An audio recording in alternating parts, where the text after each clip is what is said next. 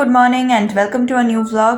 আজকেও সকালবেলা chia seed খাচ্ছি আর জলটা একেবারে দিয়ে নিয়ে তারপরেই গরম করব। তো চিয়া সিডটা দিয়ে নিয়েছি আর জাস্ট লেবুও দিয়ে দিয়েছি। জলটা দিয়ে গুলিয়ে নিয়ে ভালো করে মিক্স করে নিলাম, এবারে গরম করে নেব। আর চিয়া সিডটা খেয়ে নিয়ে গেছিলাম একটু হাঁটতে, এখন ফেরত চলে এসেছি আর বসে গেছি কিছু কাজ নিয়ে।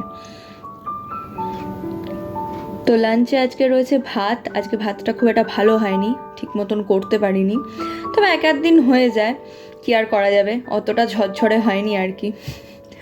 আর তার সাথে রয়েছে মুসুর ডাল, এদিকে রয়েছে সয়াবিনের তরকারি, আমার খুব একটা পছন্দের নয় বাট স্টিল।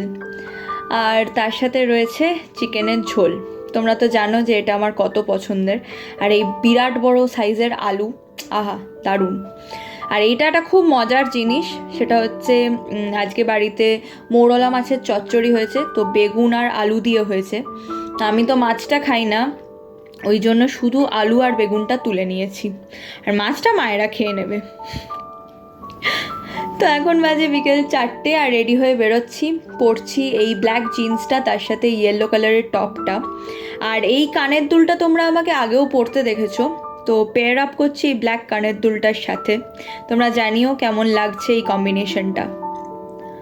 আর পৌঁছে গেছি, আর এই হচ্ছে আমাদের হলটার লবি এরিয়াটা, কারণ মেন হলে ফটো তোলা যায় না, তো পারমিশন নেই, তাই জন্য লবিটাই তোমাদের সাথে শেয়ার করলাম। আর জাস্ট দেখো কি সুন্দর সাদা ধবধবে, একদম পরিষ্কার। তারপরে রাতের এটা আমার ডিনার, মনে হলো একটুখানি রোল খাই, তো মেট্রো স্টেশন থেকে নেমেই একটা রোলের দোকান আছে, সেখানে চলে গেছিলাম আর নিয়ে নিয়েছি একটা এগ চিকেন রোল। তো চলো আজকের ব্লগটা এই পর্যন্তই, দেখা হবে নতুন কোনো একটা ব্লগে। Till then tata.